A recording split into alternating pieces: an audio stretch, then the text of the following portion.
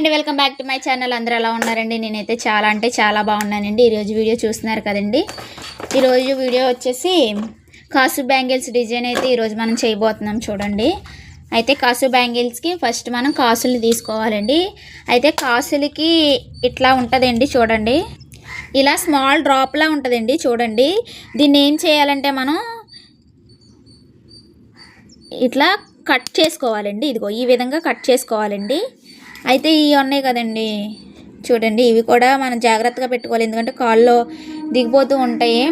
ఎక్కడైనా పడిపోకుండా మనం ఒక దాంట్లో పెట్టుకుని ఒక బాక్స్లో పెట్టుకుని కట్ చేసుకుంటే కనుక మనకి కాలు గుచ్చుకోకుండా ఉంటాయండి.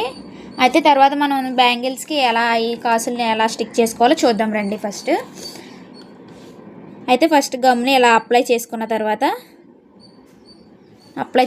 తర్వాత ఈ కాసు ఉంది కదండి, ఈ కాసుని ఇటువైపు కట్ చేసిన వైపు వేసి ఇలా పెట్టాలండి. చూడండి, కట్ చేసిన వైపుకి ఇలా పెట్టాలండి. ఇలా 1 by 1 పెట్టుకోవాలండి. మళ్ళీ ఇలాగా పాయింట్లో గమ్ అప్లై చేసుకుని మళ్ళీ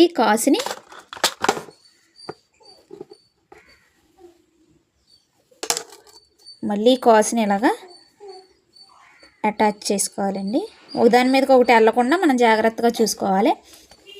మళ్ళీ ఇంకోటి పెట్టి నేను చూపిస్తాను. చూడండి, మీకు ఇంకో కాసు పెట్టి నేను చూపిస్తాను. మళ్ళీ ఇలా అండి, ఇలా బ్యాంగిల్ మొత్తం మనం కాసులను అయితే డిజైన్ చేసుకోవాలండి. నేను మొత్తం చేసి మీకు చూపిస్తానండి. లుక్ అనేది ఎలా ఉందో నాకు చెప్పండి. మొత్తం నేను బ్యాంగిల్ కాసులు పెట్టాక ఈ విధంగా ఉంటుందండి. చూడండి, కాసులకి మొత్తం డిజైన్ చేసిన తర్వాత కాసు ఎలా ఉంటుందండి.